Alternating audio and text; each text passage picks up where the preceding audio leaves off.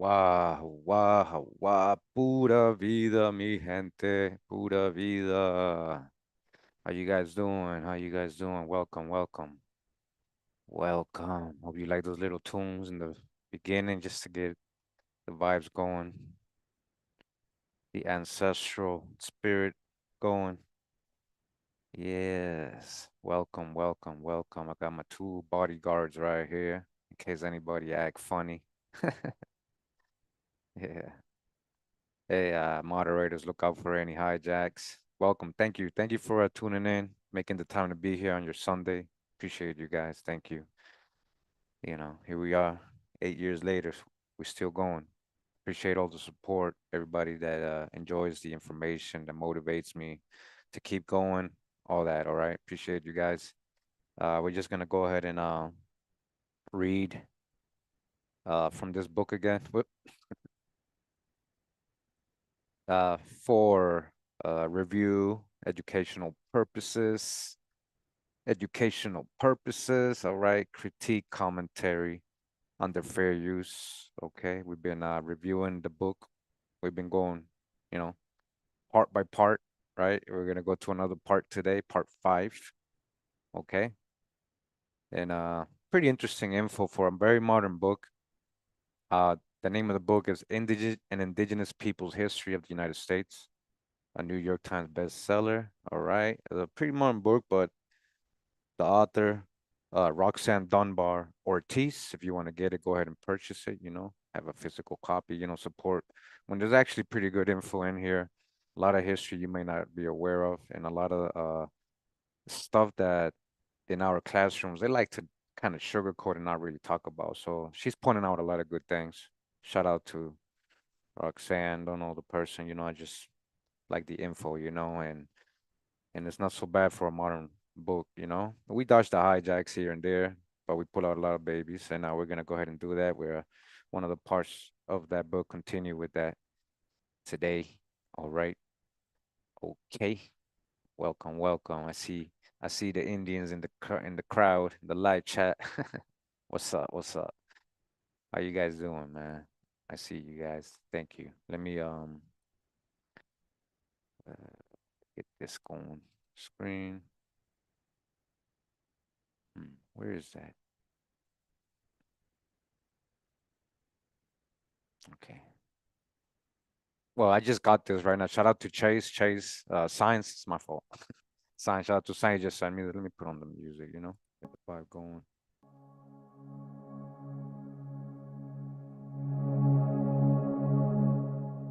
So shout out to Tasha She, right?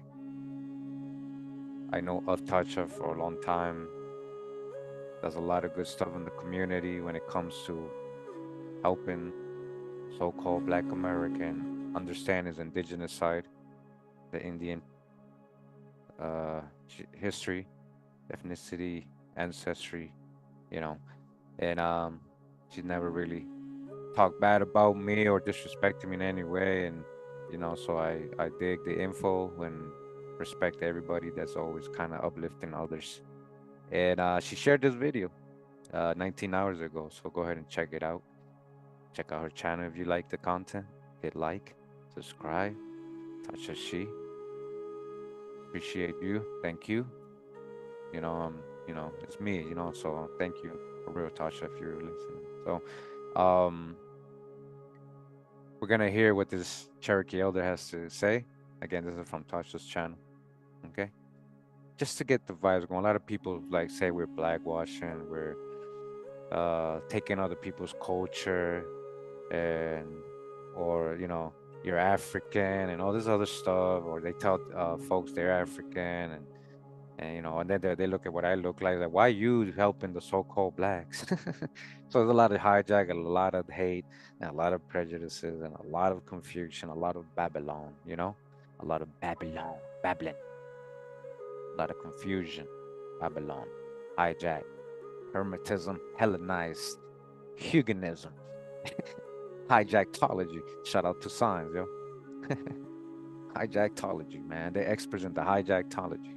Anyways, just to get a real sense of, you hear it from an Indian yourself, all right? You have a certain view and picture of Indians, but here's an Indian right here.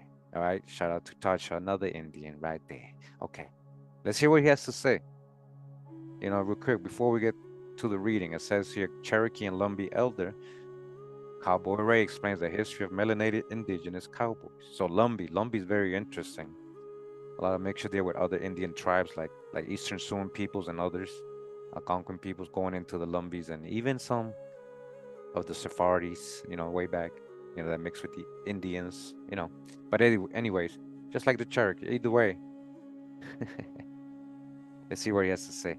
There was no, first you need to understand, there was no slavery in the North. So every person of color in the North, there were those people color in the North, they was native. This is why I'm saying I'm Cherokee and Lumbee. So the 5 civilized tribes. As far as I can go back, we've owned horses. We've rode horses. So after the Civil War, you have to remember who worked in the field? Wait a minute, so who would have took the job of I'm a blacksmith. I went to the finest horseshoeing school in the country, if not the world, to learn to put shoes on horses. Who was the blacksmith? There you go. So, soon as the war is over with, there are 5 million cows out west. Where do you think racing came from? It was because on the weekend, folks got together and we entertained on the weekend because we're a spirited, lively people. But after that, we went west and we became the cowboys. But who was a better rider than the people over here? Listen, 1865, every cow was a longhorn, meaning that when you see those cows, and they was wild, meaning Pharaoh, 5 million. So what you got to do is brand that cow. So the law says that if you brand that cow, it's your cow. Who you think went out and took that job, bro? Who you think they was horses that you had to catch and buck him out and get on him? You remember they was stealing now. So you got to go out there and these 5 million cows, first get rid of the natives. Wait a minute. Well, maybe these 5 million cows belong to the natives. Maybe the buffaloes that was roaming, they said at one point there were 30,000 or 60,000 in a herd. But a buffalo go where he want to go and stay where he want to go, and you can't domesticate him unless you got. I own one. He stayed for where he wanted to, only because he wanted to stay with me, and I was lovable. But what I'm saying was, after the Civil War, who do you think went west, slept outside? Do you know the smallest trail ride was 3 months? So that meant somebody in life right now today said, I'm going to go and I'm going to go out west and I'm going to sleep out every day and watch cows and deal with these snakes. Everybody wore a gun. Everybody wore a gun because you deal in territory that is well, now once you move away the natives and put them on reservation, but look, so you take all these cows and you wipe them out. There only 1,000 left. From 5 million to 1,000. And what they do, they take it and name it the Texas Longhorn and give it to families that breed it back from extinction. So every cow now is a butler. There's a name to every Longhorn because they bred it back from extinction. So when I was a kid, we always said Tatanka, buffalo. That's all we knew. No, that don't exist. It's American bison. But how can you go look at the pictures? Trees, the tallest that tree's skull, put snipers on trains and wipe them out to 1,000. And there only 1,000 of them left. And you name it the American bison and bring it back from extinction. The wild horses are roaming on 10 states right now. They reducing every herd to 22 because they want to dig for gold or whatever else. So, and it's a mutt. So the Mustangs are considered mutts. That's what they consider. Who want a mutt? Because it's a native horse. It's not American quarter horse, but American quarter horse, listen, I just told you 865. I got a herd of horses that started back from the beginning of the time, as far as they could trace back. The American quarter horse didn't even come into existence until the 1960-something. But you created a horse, and once you created this horse from the Mustang, this is what every cowboy's dream. Every Western you watch, every cowboy wanted that stallion to start his own herd. That's all. It takes one, every horse you ever heard them talk about, it was a good horse and it was a special horse, and they breed and they start off the little Joe Cartwright horses now. There's so many horses in breed, they took one horse, and that horse was so good, they started a breed or a bloodline from that horse. But that was every cowboy's dream, to own a wild horse. But listen, I was a second grade school teacher in Baltimore. I would take my horses, so this is what I would do. So they could not wait till the last day for these kids. So every day I brought a hobby horse in, and I taught them, understand this here, we mount from this side.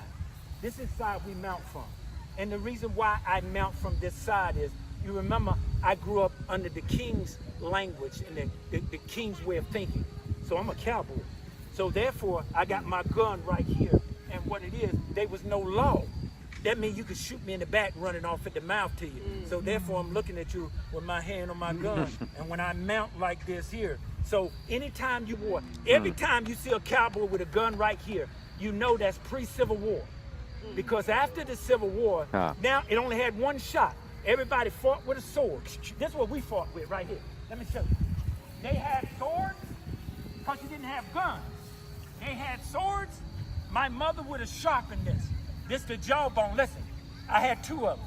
Samson killed 1,000 men with the jawbone. I would have killed 1,000 with my buffalo. This the jawbone of a buffalo. Could you imagine this? This is what my mother would have did.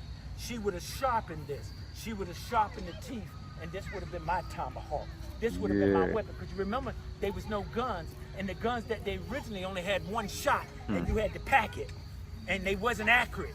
So when you shot at me, and it could go any which way, by the time you did it again, you got this here. Oh, yeah. So now what happens is, we go to battle, you got a steel sword because you got more advanced, but I got this. And I realized your sword is longer. So you know what I did? When I showed up, I yanked your bridle off your head, your horse's head. You can't control your horse. Now I can work you to death and get in close because you can't control your horse. That's why when you see the bridle, that's why they put that scrap up on that bridle to keep them being yanked off their head in battle. Yeah. Imagina que puedes crear una app con tu propio. Yeah. That's what's up. That is what's up. All right. So you see what I'm saying, guys? Like, there's a whole history that people carrying orally and through their family, and they know who they are. This is not about people trying to take another person's culture, blackwash, or anything like that. Like, it's very disrespectful. It's very disrespectful to say that, especially to somebody like that elder right there, who knows who he is and his whole history and can prove it, you know, more than a lot of people who call themselves that, you know, so-called Native American. So, you know, or even a lot more blood, you know, like compared to like, oh, somebody having one little grandma. Back in my 8th great grandfather was, and everybody else is not, right? So anyways, the whole thing about him, what he's the details, you know, you got to pay attention. The whole culture, right? Modern day, all that leaks into modern day, right? That, oh, I'm carrying my piece, you know, I'm my horse, my whip, you know, like, so I gotta watch my back, like, you know what I mean? And who had the buffaloes? Who had the horses? Who were the best horse riders? Remember, guys? Remember, like, horses originated in America, right?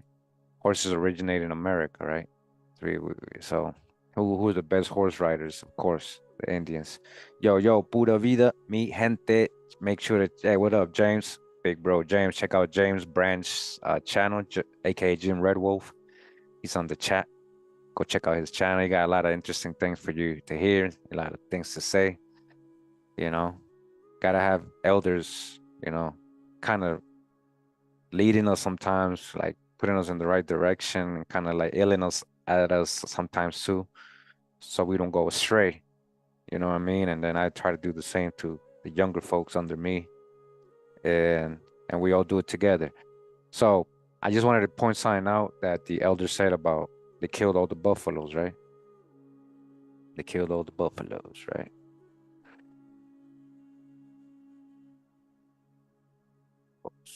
Yeah, mountain. Buffalo skulls, right? You guys, you guys, this is what he was talking about. Okay. As big as the tree. You're not, he wasn't kidding. Hold on. These are buffalo skulls, right?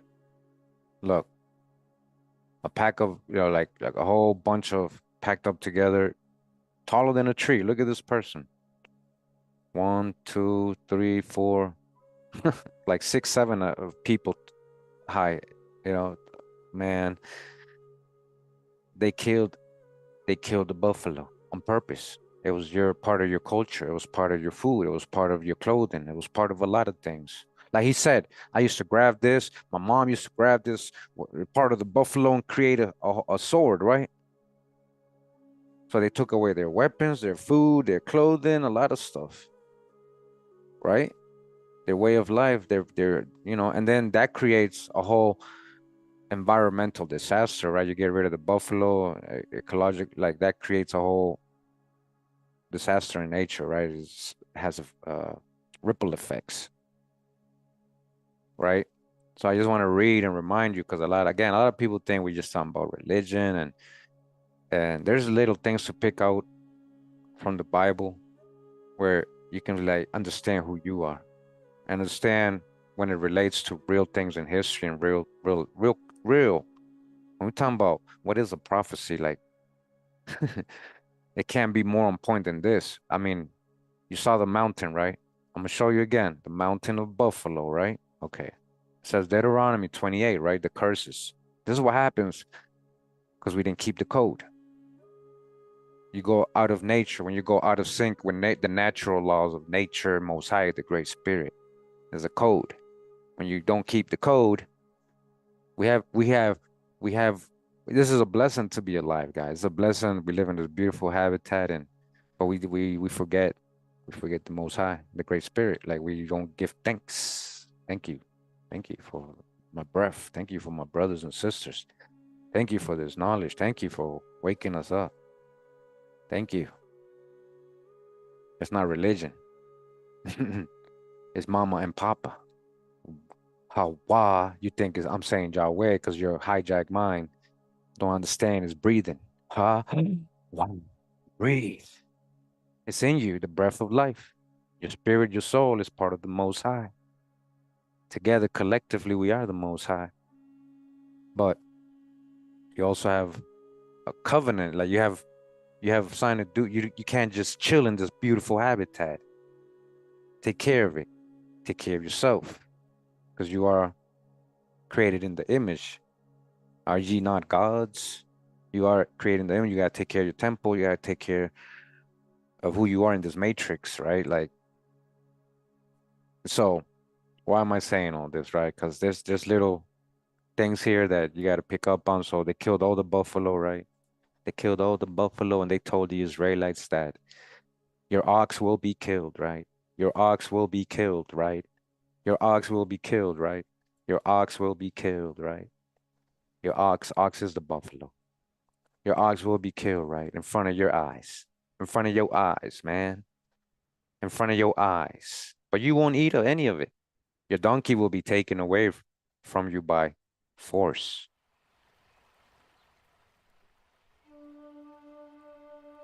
And you will never get it back. Your sheep will be given to your enemies. No one will be able to save them. Your children will be given to another nation. Slavery, right? You saw my real slave trade series the video. You saw the info. Even if you didn't, well, I mean, if you don't, you shouldn't know. But most people don't know. They believe in out of Africa theories. So a large population of the slaves were American Indians in America, right? So your children will be given to another nation. Day after day, you will watch for them to come back, but you will only wear out your eyes. You won't be able to help your children. A nation you don't know anything about. Somebody came, right? will eat what you work to produce on your land. Not a land that you were, not a foreign land, right? They came to your land. It doesn't say, hey, you were brought from the continent of Africa and then you came here and then other people came to that land that you both not from. No, it doesn't say that, right? Everybody want to always quote Deuteronomy 28 to try to prove out of Africa theories, and they only quote the last verse talking about ships. Like we didn't have ships in the Americas from South America to Virginia, from Virginia to Cape Verde, from the Caribbean, Jamaica to Spain, from Jamaica to vice versa. Like, how do you think they transport all these people? Ships, right? Again, you will wear your eyes. You won't be able to help your children. A nation's gonna come, and you're gonna work, and they're gonna eat what you produce on your own land. They're telling the Israelites, right? You will only be treated badly as long as you live. As long as you live until what? Until what? Dumb diversus. Until different, right? Dumb diversus until different. We just flowing right now, man. We just letting the great spirit flow, man. Dumb diversus. Oh, they changed it. They changed it. Wow, different. They used to say, it's just I forgot what it until different, right? I forgot what I just said. Until we do something about it. Let me see if I have the original. Hold up. There we go. See, this is what I'm saying. This is why I'm gonna show you the hijack in real, right? Watch. I got the original. This is from 2023, at least a screenshot I took, but I had an older one than that. Check it out. The hijack is real. They don't want you to understand that because then, see, it says dumb diverses, right? Hold on. Until different, until different, until different, until different is a papal bull, right? Issued on 1452. It authorized Alonso V. Portugal to conquer Saracens, the sons of Sarah, and pagans. Who's a pagan? Or anybody that doesn't worship their son, Jesus. That's a pagan. Anybody. Okay? You become an enemy of Christ. You are an enemy of them. You are able to be enslaved, right? So co-sign them to perpetual servitude. Perpetual servitude, again, until different. Until different, right? Perpetual servitude, until different. What's your point, Kurimeo?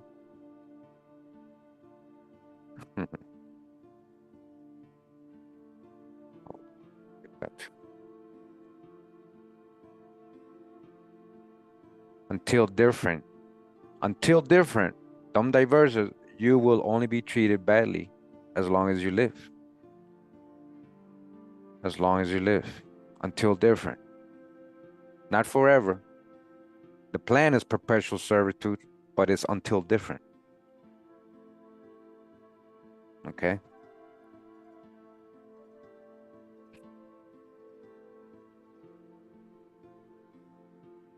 And now I'm gonna read. This was just the intro just to get people to come in. Hope you enjoyed it. Let's go. Okay. Hold on. Let me get back my thing. There we go. I told you I had it. They try to erase it. They try to wow, different. What do you mean? It's like a totally different. It don't mean the same thing the way they changed it to. What do you mean wow, different? Kinda, but nah, man. Till different, man. Okay. Until different. Oh, wow. Welcome. Pura vida, mi gente. Do you understand now? Or you just want to be a hijack and troll? You want to go with your hijack nature. You can't control the hijack nature. Again, we're in the book, An Indigenous People's History of the United States. Shout out to Roxanne Dunbar Ortiz. Uh, it says here, the birth of a nation. This is a quote from Martin Luther King. Hold on. Watch this. This is funny. Yo, Rob, man. Yo, I'm live, dog. Everybody's watching you, dog. Everybody's watching you, dog. Yeah, that's Rob, yo. Yo, Rob. All right, yo. That was funny. All right, we got a quote from Martin Luther King, man. All right. She quoted, this is how she started the chapter. It says, our nation was born in genocide, right? Look, we were just talking about genocide, right? We are perhaps the only nation which tried as a matter of national policy to wipe out its indigenous population as a national policy, right? Dum diversos, right? See how it connects? I haven't read this chapter, guys. It was a policy, dum diversos. Manifest destiny. It's a policy.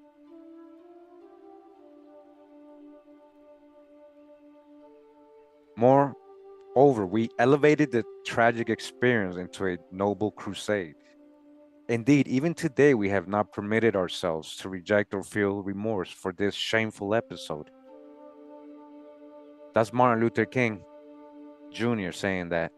Martin Luther King Jr. saying that. He's talking about himself. He's talking about his own people. Civil rights leader, huh? He was about blacks or was he about indigenous? What is civil war? I'm sorry, civil rights first. It was about indigenous people.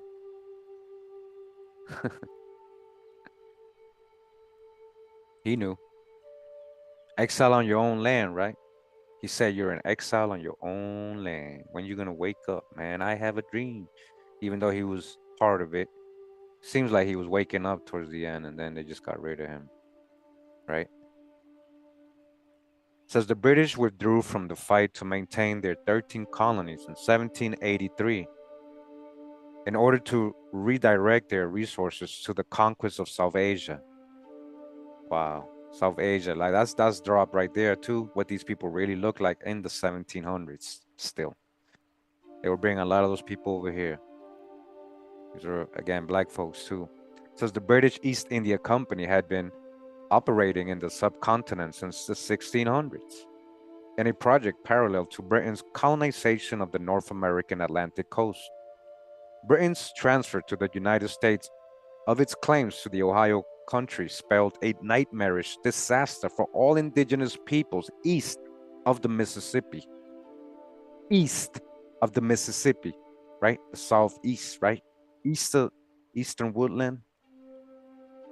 Britain's withdrawal in 1783 did not end military actions against indigenous peoples, but rather was a prelude to unrestrained, violent colonization of the continent. In negotiations to end the war, Britain did not insist on consideration for the indigenous nations that resisted the settlers' war of cessation. In the resultant 1783 Treaty of Paris, the Crown transferred to the United States ownership of all its territories south of the Great Lakes, from the Mississippi to the Atlantic, and north of Spanish-occupied Florida. Muskogee Creek leader Alexander McGillivray, right? Talk about Rob, right? This is Rob's ancestors. This is a lot of your ancestors, the McGillivrys, the McIntoshes, these Highland black folks, Scottish black folks mixing with American Indians. The blood is there with the Muskogee speaking people and a lot of the other Eastern Woodland people. Let them know, Rob. You got a new name every time, Rob. Now you're Texas 40, man. So the Muskogee Creek leader, Alexander McGillivray, right, expressed a general indigenous view. To find ourselves and country betrayed to our enemies and divided between the Spaniards and Americans is cruel and ungenerous. Wars continued for another century, unrelentingly and without pause, and the march across the continent used the same strategy and tactics of scorched earth and annihilation, with increasingly deadly firepower. Somehow, even genocide seems an inadequate description for what happened. You guys hear that? Yet rather than viewing it with honor, most Americans have conceived of it as their country's manifest destiny. I just said that earlier, right? Deuteronomy 28. You will only be treated badly as long as you live, until different, dumb diverses. It was manifest destiny. With the consolidation of the new state, the United States of America by 1790, the opportunity for indigenous nations to negotiate alliances with competing European empires against the despised settlers who intended to destroy them was greatly narrowed. Nevertheless, indigenous nations had defied the founding of the independent United States in a manner that allowed for their survival and created a legacy, a culture of resistance that has persisted. By the time of the birth of the U.S. Republic, indigenous peoples in what is now the continental United States had been resisting European colonization for 2 centuries, 200 years. They had no choice given the aspirations of the colonizers: total elimination of native nations or survival. What was their plan? Total elimination of native nations or survival of them. And that could also be through paper genocide. You understand? Through enslavement, through murder, through relocation, through added false historical hijacks, identities. Now you're African. Now you're all just Africans, right? You can't be anything else because the color of your skin, you're just an African, right? It don't matter what you say because now you're a crayon color, right? Crayon color. But that was the plan: total elimination of your survival. Pre-colonial indigenous societies were dynamic social systems with adaptation built into them. Fighting for survival did not require cultural abandonment. On the contrary, the cultures used already existing strengths such as diplomacy and mobility to develop new mechanisms required to live in nearly constant crisis. There is always a hard core of resistance in that process, but the culture of resistance also includes accommodations to the colonizing social order, including absorbing Christianity into already existing religious practices, using the colonizer's language and intermarrying with settlers. That happened a lot. And more importantly, with other oppressed groups. What does that mean? They're trying to add, maybe, the Africans, because these are people of color they're talking about, right? What other oppressed groups? Bunch of Indians and other than who's also being oppressed, the undesirable Europeans they're throwing over here. Who they talking about? Beyond the other Indians they're bringing out, who's oppressed? If they mean black people, right? That's what they're trying to probably say, They're trying to say, and they also mix with the Africans. Surviving indigenous peoples under U.S. colonization would have been eliminated through individual assimilation. A new element was added in the independent Anglo-American legal regime, treaty making. The U.S. Constitution specifically refers to indigenous nations only once, but significantly in Article 1, Section 8, Congress shall have power to regulate commerce with foreign nations and among the several states and with the Indian tribes. In the federal system, in which all power is not specifically reserved for the federal government go to the states, relations with indigenous nations are unequivocally a federal matter. Although not mentioned as such, native peoples are implied in the Second Amendment. Okay, you guys hear that? Although not mentioned as such, Native peoples are implied in the Second Amendment.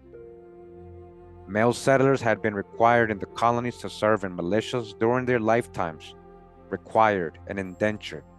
Required, contract. Required to serve in militias during their lifetimes for the purpose of raiding and raising indigenous communities, burning them, getting rid of them, raising, that's what they mean, raiding and raising indigenous communities. That was their contract. Listen, they had auxiliaries. A lot of these were Black Europeans. As much as you don't want that to be so, it is the truth. And as time goes, the truth shall come out, and you guys are going to see. It's going to be accepted. It's going to be real mainstream history if they allow it, right? Before they try their whole world domination plans, right? That's a whole other subject we already know. But we got the Most High, always everything is part of the plan, right? They have their plans, they have their manifest destinies and them diverses, but it's all part of the plan. Wake up, Jasharala. Wake up, man. Keep the code. We're waiting for. We're waiting for, man.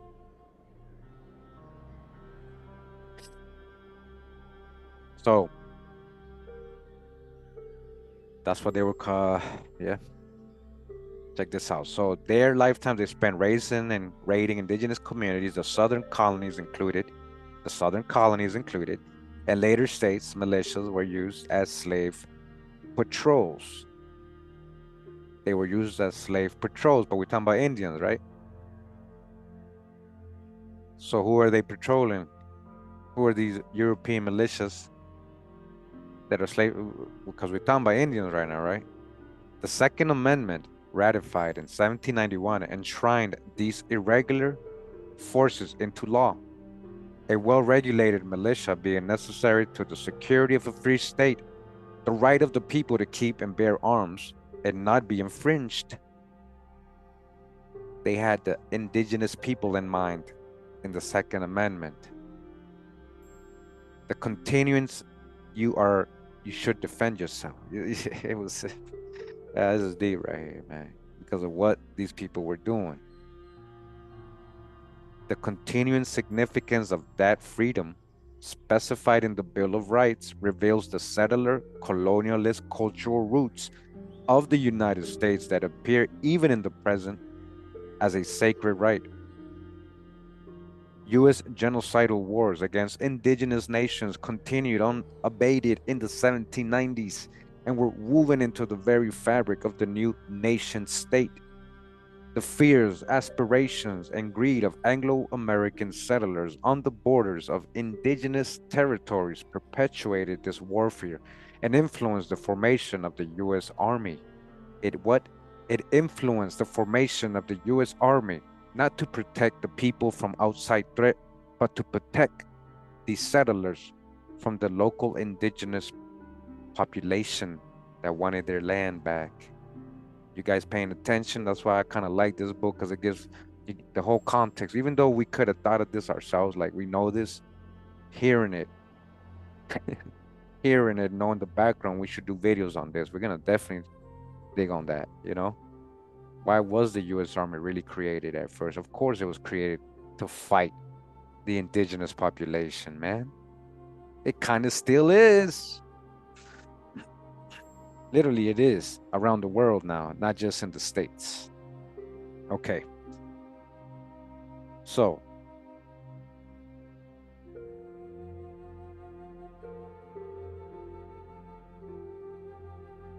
influenced the formation of the U.S. Army, much as the demands and actions of backcountry settlers had shaped the colonial militias in North America. Owners of large slave work plantations sought to expand their landholdings, while small farm owners who were unable to compete with the planters and were pushed off their land now desperately sought cheap land to support their families. The interests of both settler groups were in tension with those of state and military authorities who sought to build a new professional military based on Washington's army. Just as the U.S. government and its army were taking form, a number of settlements on the peripheries of indigenous nations threatened to secede, prompting the army to make rapid expansion into indigenous territories a top priority.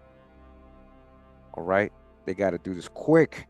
Brutal counterinsurgency warfare would be the key to the army's destruction of the indigenous people's civilization in the Ohio country and the rest of what was then called the Northwest over the first quarter century of U.S. independence. War on You. Total war in Ohio sets the stage. The first Washington administration was consumed by the crisis engendered by its inability to quickly conquer and colonize the Ohio country, over which it claimed sovereignty. During the Confederation period before the U.S. Constitution was written and ratified, the indigenous nations in that region had access to a constant supply of British arms and had formed effective political and military alliances, the first of them forged by Mohawk leader Joseph Brant during the 1780s. Washington's administration determined that only war, not diplomacy, would break up the indigenous alliances. Only war. Just like today, we just got to get them all out of there. We don't want them. We don't want a two-state peace. Get them all. We just want war.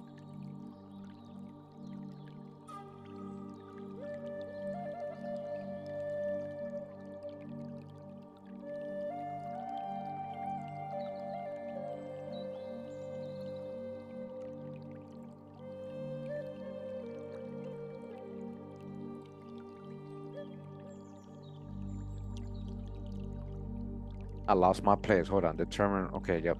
So Washington's administration determined that only war, not diplomacy, would break up the indigenous alliances.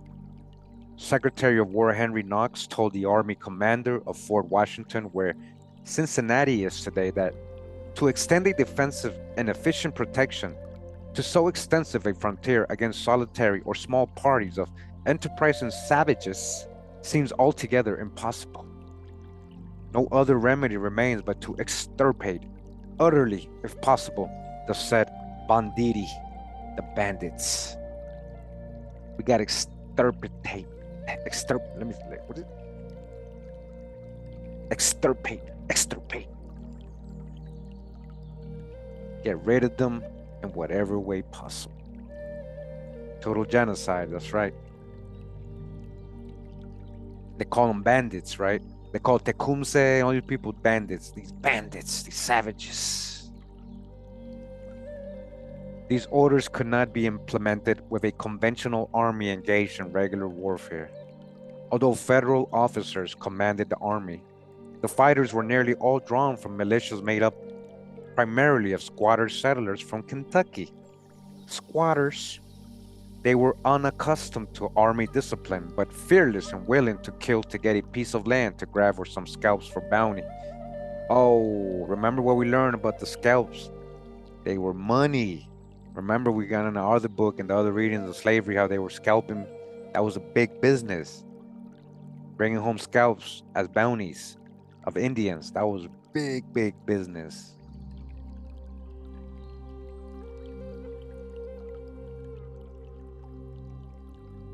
So, reflecting on America, so-called America, the Trump's America, right? Make America great again, right? See, he's talking about these times when they're taking over and killing everybody. That's what he means, guys. He ain't talking about when it was actually great. You know what I mean? But this is how so-called today's Americans, right? They, oh, I'm so proud to be American, and whether you want to say that's the white people, whoever you want to call them, right? Like, this is what they did. Their American values and dream is based off of the violence and the history and the genocide of what happened, what they did to the indigenous people, how they did it. And that's why they have an American dream right now today, guys. your American dream that a lot of you forget. And when Martin Luther King said right in the beginning, how could we forget this, man? How could we forget this, man? Moreover, we elevated that tragic experience, like I'm just saying, into a noble crusade. Now it's a noble crusade to be American, right? To have the American dream because of what you guys did to the indigenous people, right? Martin says, indeed, even today we have not permitted ourselves to reject or feel remorse for this shameful episode. You understand? That's Martin, an Indian to an Indian. Don't forget, because you're living off of that, of this violence and genocide, is Holocaust. You wanna point out other so-called Holocausts, but the Holocaust, nah, they don't want to point that one out, right? And we can't even talk about it too much because then they might take the video, then we're like censored, extremely censored, right? But you guys know what I'm talking about.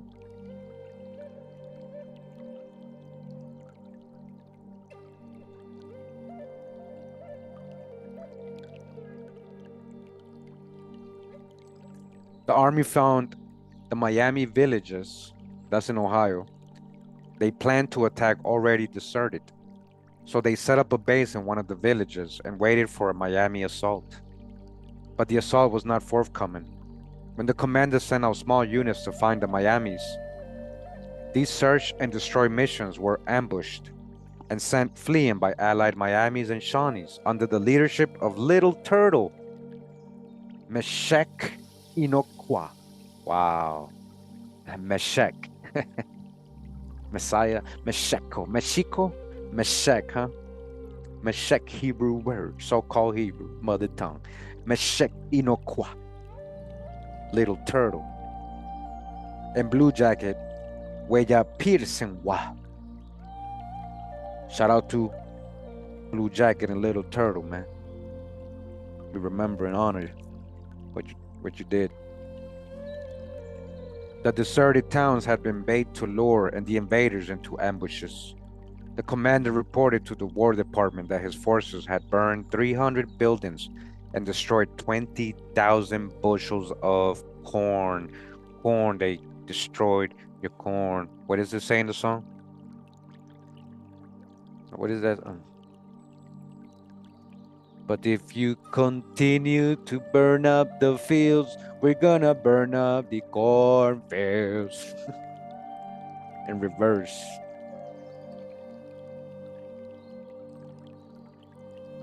Those were likely facts, but his claim to have broken up the indigenous political and military organization was not accurate. Knox apparently knew that more than food and property destruction would be needed to quell resistance. We gotta do more. He ordered the commanders to recruit 500 weathered Kentucky mounted rangers to burn and loot. Remember, we got the drop last time. What was a park ranger, really? The first rangers were literally created to go after the Indians. Your history of your park rangers has a very violent history. The origin towards the indigenous people, your rangers. So these rangers burn and loot Miami towns and fields along the Wabash River. They were to capture women and children as hostages to use as terms of surrender.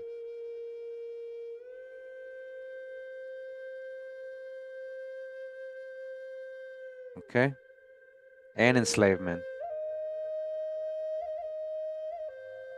In carrying out these orders, the marauding rangers demonstrated what they could accomplish with unmitigated violence and total lack of scruples and respect for non-combatants.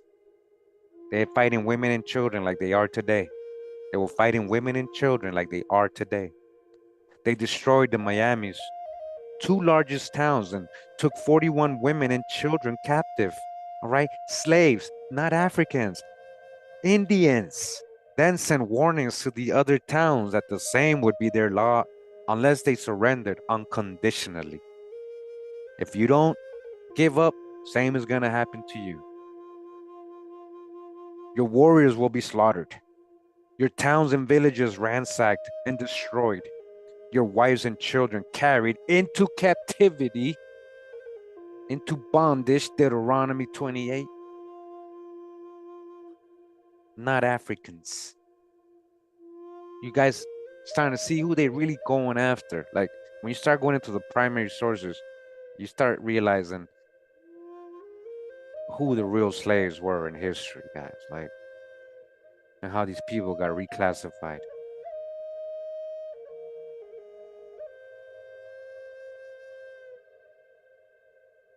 We're gonna take your women and children into captivity. You better surrender. We're gonna kill all you and take all your women and children into slavery. And you may be assured that those who escape the fury of our mighty chiefs shall find no resting place on this side of the Great Lakes. Yet the Indians of the Ohio country continued to fight, well aware of the likely consequences. The Seneca leader, corn planter, called the colonizers the town destroyers. He described how, during the destruction and suffering that troops wreaked on the western Iroquois, Seneca, women looked behind them and turned pale, and our children cling close to the necks of their mothers. Despite the primary use of settler militias, President Washington insisted that the new government had to develop a professional army that would enhance U.S. prestige in the eyes of European countries. He also thought that the cost of using mercenaries at 4 times that of regular troops was too high. They were using mercenaries. But whatever regular troops were sent into the Ohio country, the indigenous resistors drove them out. Reluctantly, Washington resigned himself to the necessity of using what were essentially vicious killers to terrorize the region, okay? Thereby annexing land that could be sold to settlers. The sale of confiscated land was the primary revenue source for the new government.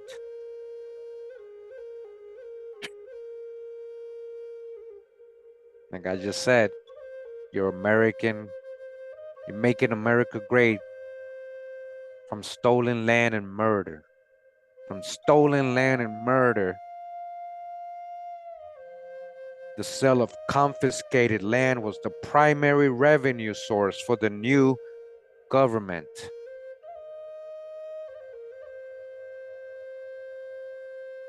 In late 1791, the War Department notified Ohio squatters to call out their rangers for an offensive. Major General Mad Anthony Wayne was charged with restructuring the units of the army under his command to function as irregular forces. Washington and other officials were aware that Wayne was unreliable and an alcoholic. But it appeared that such characteristics might be useful for the dirty war ahead. You understand? You guys hear this? It's better to be drunk. I'm about to go murder thousands. Between 1792 and 1794, Wayne put together a combined force of regulars with a large contingent of experienced rangers. He enthusiastically embraced such counterinsurgent tactics as destroying food supplies and murdering civilians. I told you they got the script of how they conquered today from what they did to the American Indians, just like Hitler said. Hitler said that's what they did. And that's what I'm going to do.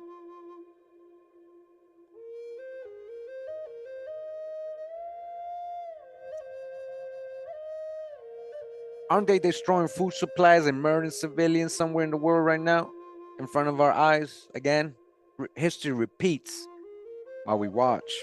Among the 1,500 mounted rangers in the first mission was the talented William Wells with his group of rangers when he was 13 Wells had been captured by the Miamis and then had lived with them for 9 years, marrying Little Turtle's daughter. Oh man, that's he betrayed. That's dirty. So he was there. He had, oh man, let's see. Under his father-in-law's command, Wells had fought the invading settlers and the U.S. Army in 1792. Wells was chosen to represent the Miami nation in a negotiation with the United States, but on arrival for talks, he encountered a brother from the family he had been separated from for a decade. He was persuaded to return to Kentucky and served as a ranger for the U.S. Army. You guys see that? He betrayed the people that probably took him in and adopted him and treated him good, even allowed him to marry their daughter, the chief's daughter, because they were probably thinking in like real deep terms, like, yo, let's do this so we can establish peace, so we can have allies. And look what he did. All that trust, all that history, fuck it. Let me go destroy them now. Instead of saying, hey, brother, nah, man, listen, man, like they cool peoples, man. They cool peoples. I lived with them for 9 years, like I'm married to, I'm married to, they cool peoples. Like let them keep, what we're doing is wrong. No, right? Wayne's troops and Rangers managed to enter the Ohio country and establish a base there called Fort Defiance in northwestern Ohio, in what had been the heart of the Indigenous alliance led by Little Turtle. Wayne then made an ultimatum to the Shawnees: in pity to your innocent women and children. Wow, I can't believe he betrayed them like that. Come and prevent the further effusion of your blood. The Shawnee leader, Blue Jacket, refused submission, and the U.S. forces began destroying Shawnee villages and fields and murdering women, children, and old men. Murdering what? Women, children, and old men. Deuteronomy 28. On August 20th, 1794, at Fallen Timbers, the main Shawnee fighting force was overpowered. Even after this U.S. victory, the Rangers continued for 3 days, laying waste to Shawnee houses and cornfields. After creating a 50-mile swath of devastation, the invading forces returned to Fort Defiance. The defeat at Fallen Timbers was a severe blow to the indigenous nations of the Ohio country, but they would reorganize their resistance during the following decade. The U.S. conquest of southern Ohio was formalized in the 1795 Treaty of Greenville, a victory based on vicious, irregular warfare. Vicious. The nations of the region no longer had the British and the French and the settlers to play against one another, but rather were now faced with the determined imperialist trust of an independent republic that had no coddled settlers if they were to recruit any into their service. And we continue, it says here, Tecumseh.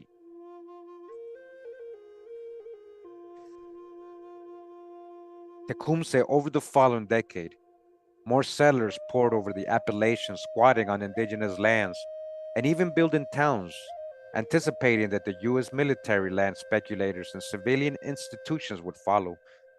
In the Ohio country, the Shawnee brothers Tecumseh and Texwatawa began building a concerted indigenous resistance in the early 19th century. From their organizing center, Prophetstown, founded in 1807, Watawa and his fellow organizers traveled throughout Shawnee towns calling for a return to their cultural roots, which had been eroded by the assimilation of Anglo American practices and trade goods, especially alcohol. That fire water, man. Abuse of alcohol and drugs is epidemic like diseases in communities subjected to colonization or other forms of domination, particularly in crowded and miserable refugee situations. Just like today in the hoods, right? And in the projects and all these places, right? It creates an environment for people, you know what I mean, to put themselves in a state like that. It just helps you forget about your problems sometimes. And then you get like kind of like, and I ain't gonna make excuses, but I'm just saying it's all part of the plan though, you know what I mean? This is the case in all parts of the world. Like I just said, not only among native peoples of North America. Alcohol was an item in the toolkit of colonialists who made it readily and cheaply available. Christian missionaries often took advantage of these dysfunctional conditions to convert, offering not only food and housing, listen, but also discipline to avoid alcohol, but this was itself a form of colonial submission. Significantly, Tecumseh did not limit his vision to the Ohio country, but also envisaged organizing all of the peoples west to the Mississippi, north into the Great Lakes region, and south to the Gulf of Mexico. He visited other indigenous nations calling for unity and defiance of the squatters' presence on their lands. He presented a program that would end all sales of indigenous land to settlers. Only then would settlers' migrations in search of cheap land cease and the establishment of the United States in the West be prevented. An alliance of all indigenous nations could then manage indigenous lands as a federation. His program, strategy, and philosophy marked the beginning of pan-indigenous movements in Anglo-colonized North America that established a model for future resistance. Joseph Brand Pontiac had originated the strategy in the 1780s, but Tecumseh and Tenskwatawa forged a pan-indigenous framework made all the more potent by combining indigenous spirituality and politics while respecting the particular religions and languages of each nation.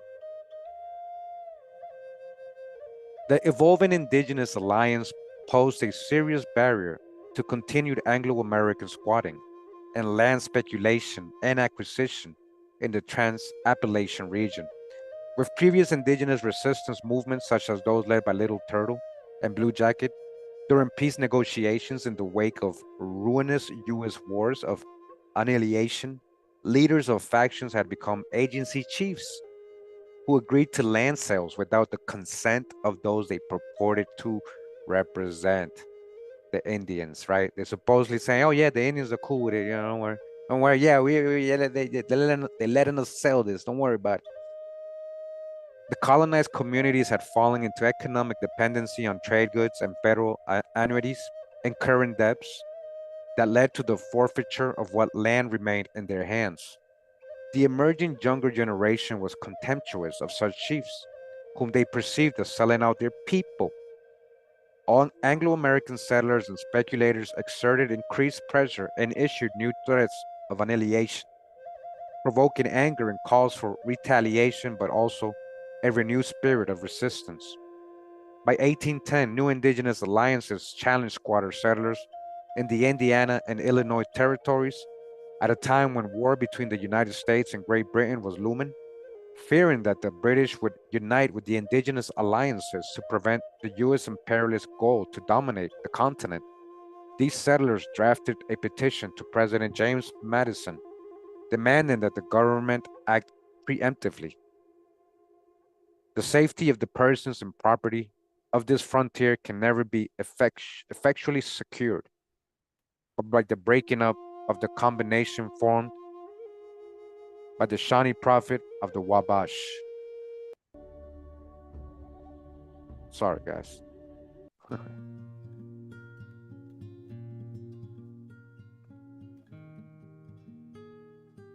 In 1809, Indiana's territorial governor, William Henry Harrison, badgered and bribed a few destitute Delaware, Miami, and Potawatomi individuals to sign the Treaty of Fort Wayne. You guys hear that? They did what? He bribed them and they sold out. He bribed them and they went with it. They sold out. He bribed what? Some of the chiefs of the Delaware, Miami, and Potawatomi to sign the Treaty of Fort Wayne, according to which these nations would hand over their land in what is now southern Indiana for an annual annuity. Tecumseh promptly condemned the treaty and those who signed it without the approval of the people they represented. Harrison met with Tecumseh at Vicini's in 1810. I have a video on all this, right? Along with other delegates of the allied Shawnee, Kickapoo, Wyandot, Peoria, Ojibwe, Potawatomi, and Winnebago nations. The Shawnee leader informed Harrison that he was leaving for the south to bring the Muskogees, Choctaws, and Chickasaws into the alliance. Harrison, now convinced that Tecumseh's brother Tenskwatawa, the prophet, was the source of the renewed indigenous militancy, reasoned that destroying Provincetown would crush the resistance. It would present a clear choice to many indigenous people who supported the militant leaders: cede more land to the United States and take the money in trade goods, or suffer further annihilation. He decided to strike in Tecumseh's absence. Having served as General Wayne's aide de camp in the fallen Timbers attack, Harrison knew how to keep his regular army forces from being ambushed. He assembled Indiana and Kentucky Rangers, seasoned Indiana killers, and some U.S. Army regulars. At the site of what is today Terre Haute, Indiana, the soldiers constructed Fort Harrison on Shawnee land, a symbol of their intention to remain permanently. The people in Prophetstown were aware of the military advance, but Tecumseh had warned them not to be drawn into a fight because the alliance was not yet ready for war. Tenskwatawa sent scouts to observe the enemy's movements. The U.S. forces arrived on the edge of Prophetstown at dawn at November 6, 1811. Seeing no alternative to overriding his brother's instructions, Tenskwatawa led an assault before dawn in the following morning. Only after some 200 of the indigenous residents had fallen did the troops overpower them, burning the town, destroying the granary, and looting, even digging up graves and mutilating the corpses. You guys see what they did? Digging up graves and mutilating corpses? That's sick. This was the famous Battle of Tippecanoe, or Tippecanoe, right? That made Harrison a frontier hero to the settlers and later helped elect him president. Wow. From the murder and genocide, from what he did, he became the hero, right? Harrison, that's how he became president, right? That's why you got Trump right now. The U.S. Army destruction of the capital, the alliance outraged indigenous peoples all over the old Northwest, prompting fighters of the Kickapoos, the Winnebagos, Potawatomis, and even Creeks from the south to converge on British garrison at Fort Malden in Canada to obtain supplies with which to fight. Contrary to the false U.S. assumption that Tecumseh was a mere tool of the British, he had been unwilling to enter into British alliance because Europeans had proved so unreliable in the past. But now he spoke for unified and coordinated indigenous-led war on the United States that the British could support if they wished but not control. President Madison, speaking to Congress and seeking a declaration of war against Great Britain, argued, "In reviewing the conduct of Great Britain toward the United States, our attention is necessarily drawn to the warfare just renewed by the savages on one of our extensive frontiers, a warfare which is known to spare neither age nor sex, and to be distinguished by features peculiarly shocking to humanity." Shocking to humanity, they can't even say. During the summer of 1812, the Indigenous Alliance struck U.S. installations and squatter settlements with little help from the British. The U.S. forts at present-day Detroit and Dearborn fell. Among the inhabitants of Fort Dearborn, Kentucky, Ranger William Wells was killed and his body mutilated as that of a despised turncoat because he was a sellout. You see what they did to him? The Indians? In the fall, indigenous forces attacked Anglo-American squatter settlements all over Illinois and Indiana territories. The U.S. Rangers attempting to track and kill the indigenous fighters found destroyed and abandoned Anglo-American settlements, with thousands of settlers driven from their homes. In response, Harrison turned the militias loose on indigenous fields and villages with no restriction on their behavior. The head of the Kentucky militia mustered 2,000 armed and mounted volunteers to destroy indigenous towns near today's Peoria, Illinois, but without success. A reversal came in the fall of 1813 when Tecumseh was killed in the Battle of the Thames, and the indigenous army was destroyed. Throughout the 18th-month war, militias and rangers attacked indigenous civilians, all right, civilians, not warriors, and agricultural resources, leaving behind starving refugees. And continue, it says here, assault on the Cherokee Nation, right? So-called Cherokee. Let me see, where we going here? Let me see. Okay. In the unconquered indigenous regions of the old Southwest, parallel resistance took place during 2 decades following U.S. independence with similar tragic results, thanks to extirpative settler warfare. Tennessee, formerly claimed but not settled by the British colony of North Carolina, was carved out of the larger Cherokee Nation and became a state in 1796. Okay?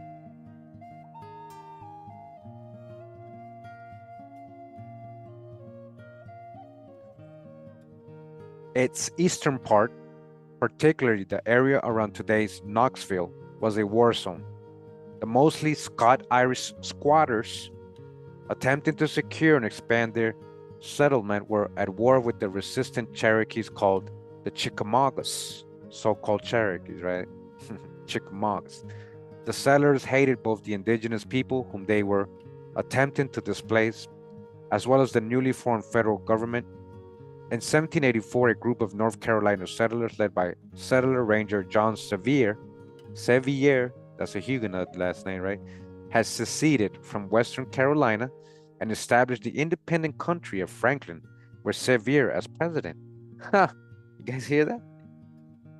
Neither North Carolina nor the federal government had exerted any control over the settlements in the eastern Tennessee Valley region.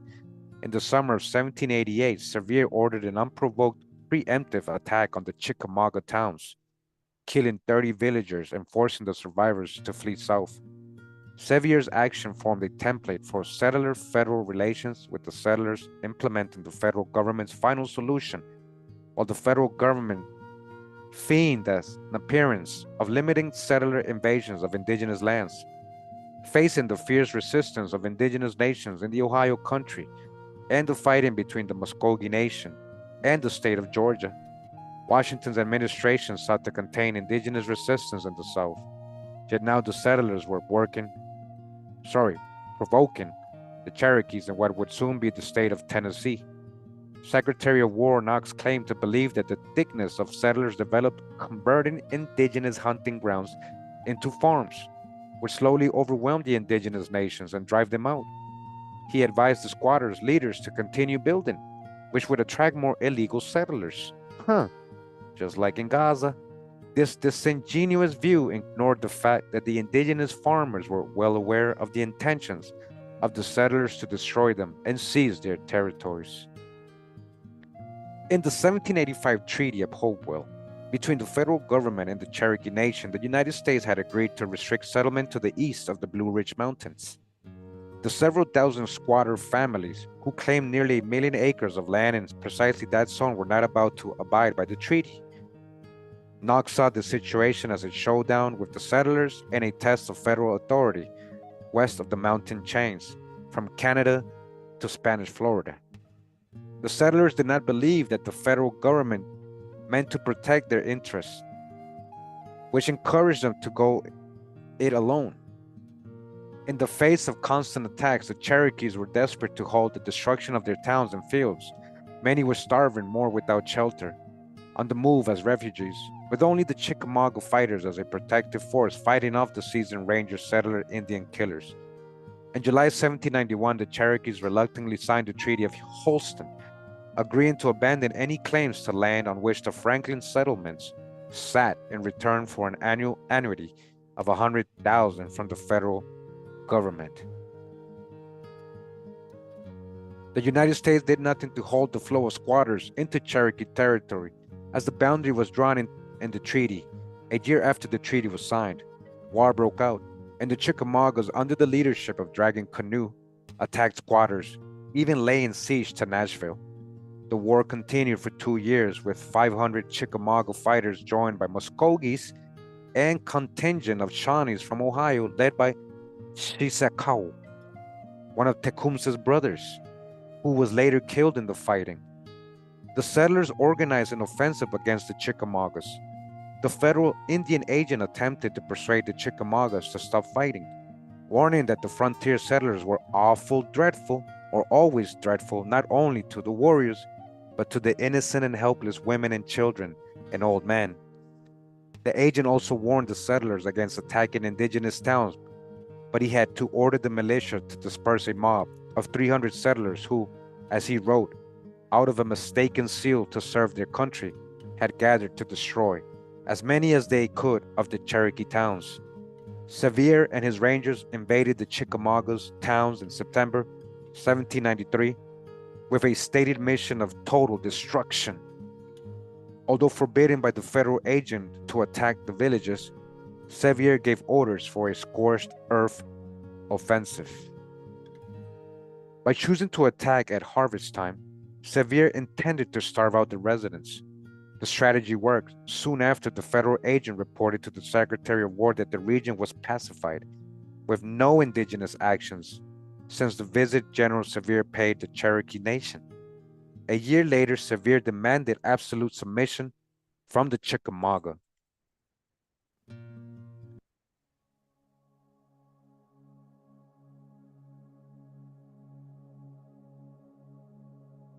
The Chickamauga villages, lest they be wiped out completely.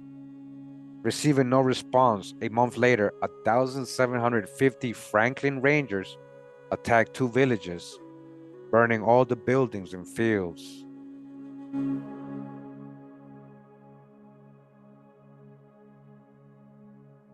Again, near the harvest, and shooting those who tried to flee. Sevier then repeated his demands for submission, requiring the Chickamaugas to abandon their towns for the woods, taking only what they could. Transport, he wrote, while will cost the United States much money and some lives, but it will destroy the existence of your people as a nation forever. The remaining Chickamauga villages agreed to allow the settlers to remain in Cherokee country. In squatter settlements, ruthless leaders like Sevier were not the exception but the rule. Once they had full control and got what they wanted, they made their peace with the federal government, which in turn depended on their actions to expand the republic's territory. Sevier went on to serve as U.S. representative from North Carolina and as a governor of Tennessee. To this day, such men are idolized. Listen, to this day, these people are idolized as great heroes, embodying the essence of the American spirit. A bronze statue of John Sevier in his Ranger uniform stands today in the National Statuary Hall of the U.S. Capitol. This is your heroes. This is your great American spirit, your great American dream of the violence and genocide. Muskogee resistance. The Muskogee Nation officially had remained neutral in the war between the Anglo-American settlers and the British monarchy. Nonetheless, many individual Muskogees had taken the opportunity to raid and harass squatters within their national territories in Georgia, Tennessee, and South Carolina. When the United States was formed, the Muskogee Nation turned to Spanish Florida for an alliance and trying to stop the flow of squatters into their territory. Spain had an interest in the alliance as a buffer to its holdings, which at the time included the lower Mississippi, the city of New Orleans. The squatters believed that the Muskogees and the Spanish officials, as well as the British, were in cahoots to keep them out of western Georgia and present-day Alabama, and considered Muskogee Nation to be the main barrier to their permanent settlement in the region, particularly Georgia. The Muskogees called the squatters Ekuna nu Shulke, or Gi, people greedily grasping after the lands of the red people, of the copper-colored people. The federal government negotiated with the Muskogee Nation for a new boundary and for more settlements and trade in exchange for $60,000 a year in goods.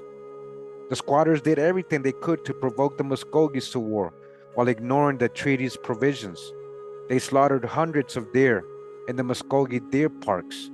Wow, you see, they had their own deer parks, listen. With the intention of wiping out the livelihood of Muskogee hunters, who also made up the resistance forces. But the War Department was complicit, using money due to the Muskogees under the treaty to divide them by bribing leaders, or Mikos, and thus isolating the insurgents from their communities. 80 Muskogee fighters joined the Chickamaugas when they were still fighting, and together they attacked the Cumberland district of Tennessee in early 1792, while others struck Georgia, squatters in Muskogee territory. It was then that Shawnee delegates sent by Tecumseh visited from the Ohio country to encourage the Muskogees to drive the squatters from their lands, as the Shawnees had done successfully up to that time. Secretary of War Knox wrote to the federal agent in Georgia that he knew the Muskogee militants were a banditti, or a bandit, and do not implicate the whole nor any considerable part of that nation. The hostilities of the individuals arise from their own disposition, and are not probably dictated either by the chiefs or by any towns or other respectable classes of the Indians. That was according to him, right? By this time, in the process of the preceding British colonization and continuing with U.S. colonization of the Muskogee Nation and other southeastern indigenous nations, as indigenous client class called comprados or compradores by, it says here African caciques, right? But they mean colored people of color, right? I don't know why they're distinguishing, right? But they can't not point out that these people are people of color, right? So these caciques or chiefs, right? We're talking about black chiefs, right? These talking about Muskogee Nation, the compradors, these so-called black caciques in Spanish colonized America, essential to colonialist projects, was firmly in place. This privileged class was dependent on their colonial masters for their personal wealth. This class division racked the traditional, relatively egalitarian and democratic indigenous societies internally. The small elite in the Southeast embraced the enslavement of Africa. See, this is right here that we got dodged the hijack. Now we got really dodged the hijack, right? You see, not too many hijacks as there is here. They embraced the enslavement. What Africans? What Africans? Show me which one you're talking about. Give me one name. Give me one name of who you talking about, who he was owned by, and show me, proof to me that he came from Africa, or he is she, right? They embraced enslavement, and a few even became affluent planters in the style of the Southern planters. See, this is where the context we leave. So there was many plantation owners, so-called slave owners that were Indians. A lot of these slaves were family. A lot of these were just indentured servants. These people were farms, like, yeah, they were part of the elite who were the real owners of the land in general, guys. This is the part where we use our discernment, right? And what we know already. So they became affluent planters in the style of Southern planters, mainly through intermarriage with Anglos, with Europeans, right? Not white people. The trading post established by U.S. merchants further divided Muskogee society, pulling many deeply into the U.S. economy through dependency and debt, and away from the Spanish and British trading firms, which had previously left their lands undisturbed.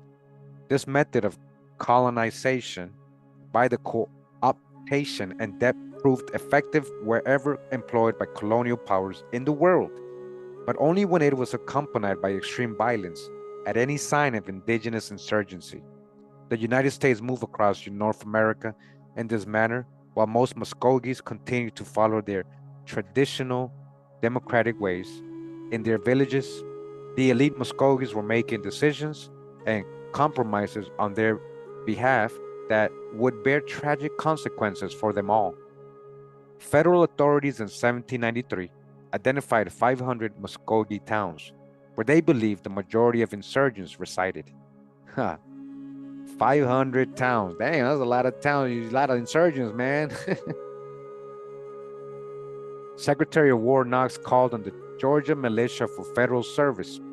The federal Indian agent notified the War Department that the settlers were set on assaulting the Muskogees and asked that 1,000 federal troops be deployed to occupy the insurgent Muskogee towns. Insurgents! Yo, I'm gonna repeat like Cat Williams said. I don't know no insurgents. What you talking about, insurgents? Insurgents, huh? You see how they use these words throughout history always, right? So they can just kind of brainwash the people who are hearing it, like saying, "Oh, I don't know no insurgent." Like Cat Williams, what the hell's an insurgent? Yeah, I don't. Yeah, definitely kill them all. Kill them all, like Cat Williams said, right? Even though it's a joke, he's being it's even though it's funny, it's true. These subliminal words and tags they use to brainwash the people, put a spell on people. Insurgents! During the winter of 1793,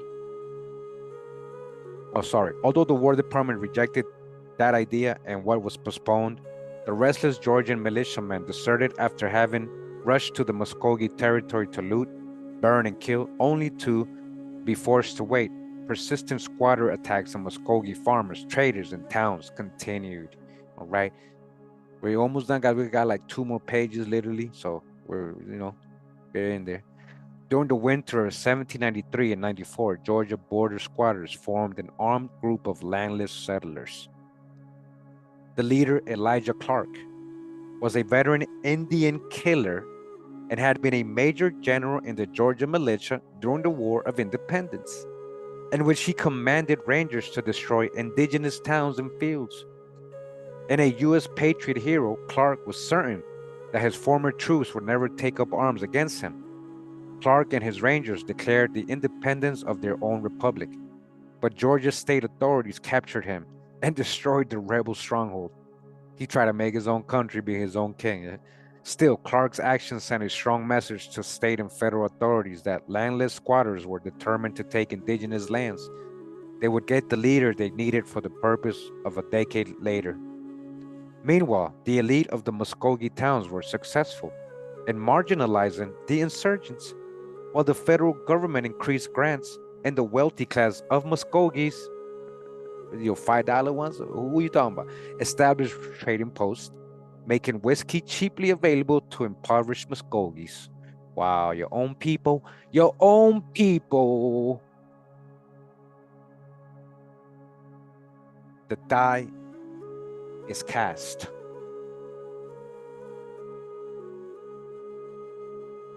The successful settler intrusion into western Georgia made Alabama and Mississippi the next objectives for the rapidly expanding slave work plantation economy. Okay, so what does that mean? Right? So where you get your slaves from? If this helped expand your slave work plantation economy by you invading Georgia and Alabama and Mississippi, what you do with all the people that was there? What you do with all the people that were there? Which, along with land sales of occupied indigenous lands by private speculators, was essential to the U.S. economy as a whole. The plantation economy required vast swaths of land for cash crops, even before cotton was kin, leaving in its wake destroyed indigenous national territories and Anglo settlers who would fight and die driving out the indigenous communities, yet remain landless themselves, moving on to the next frontier to try again. U.S. colonization produced the subsequent hideous slavery-based rule of the Old Southwest. Who are they enslaving? Told you. I've shown you. Which ended with the defeat of the Tecumseh Alliance. The other, the war against the Muskogee Nation in 1813.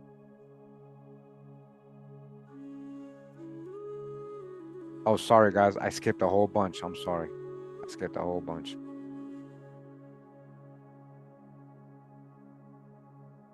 Yeah, so the U.S. colonization produced the subsequent hideous slavery-based rule of the Old Southwest, which would flourish for 7 more decades. 7 more decades, 70 years of enslaving American Indians, right? In the region, sorry. Yeah, decades. Unlike it in the Ohio country, the Washington administration avoided force and in doing so, alienated settlers in the region. By preventing them from wiping out the Muskogees, the federal government was seen as the enemy, just as the British authority had been for an earlier generation of determined settlers. But that would soon change with the Muskogee War of 1813 and 1814, narrated in the following chapter, in which Robert V. Remini puts it in Andrew Jackson and his Indian Wars. Tennessee frontiersman Andrew Jackson, commanding both regular army troops and frontiersmen, personally guaranteed that the Creeks would feel the full brunt of total war. During 1810 and 1815, then, 2 parallel wars were ongoing, one in the Ohio country, the Old Northwest, which ended with the defeat of the Tecumseh-led alliance, and the other, the war against the Muskogee Nation in 1813 to 1814. Unlike the 1812 to 1815 war between Britain and the United States, with which these wars overlapped, the situation did not return to things being as they had been before, but rather culminated in the elimination of indigenous power east of the Mississippi. U.S. conquest was not determined by the defeat of the British in battle. In 1815, you guys pay attention what they're telling you. They didn't become a nation because they defeated the British, but rather by the genocidal war and forced removal of the American Indians. U.S. leaders brought counterinsurgency out of the pre-independence period into the new republic, imprinting on the fledgling federal army a way of war with formidable consequences for the for the continent and the world. And the world, here we are today. Counterinsurgent warfare and ethnic cleansing, targeting indigenous civilians, continued to define U.S. war making throughout the 19th century and the 20th and the 21st, right? With markers such as the 3 U.S. counterinsurgent wars against the Seminoles through the Sand Creek Massacre of 1864 to Wounded Knee in 1890. Early on, regular armies had incorporated these strategies and tactics as a way of war to which it often turned, although frequently the regular army simply stood by while local militias and settlers acting on their own used terror against indigenous non-combatants. Irregular warfare would be waged west of the Mississippi,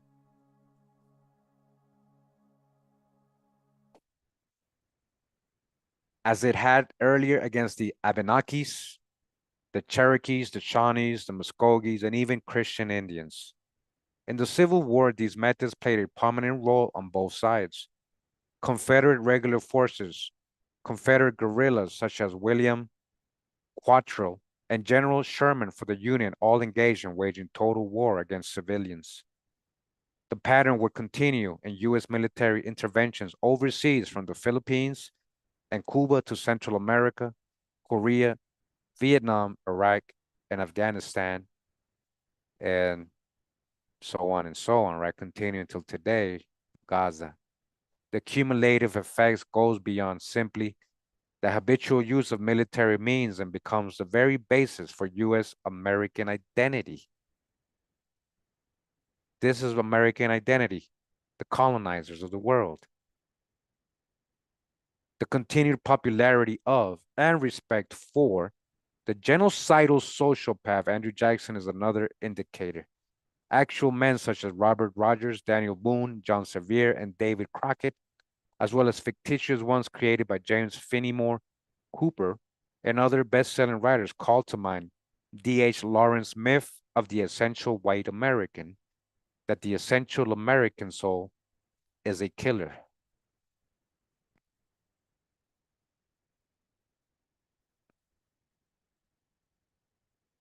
And that was chapter 5, guys, of this book.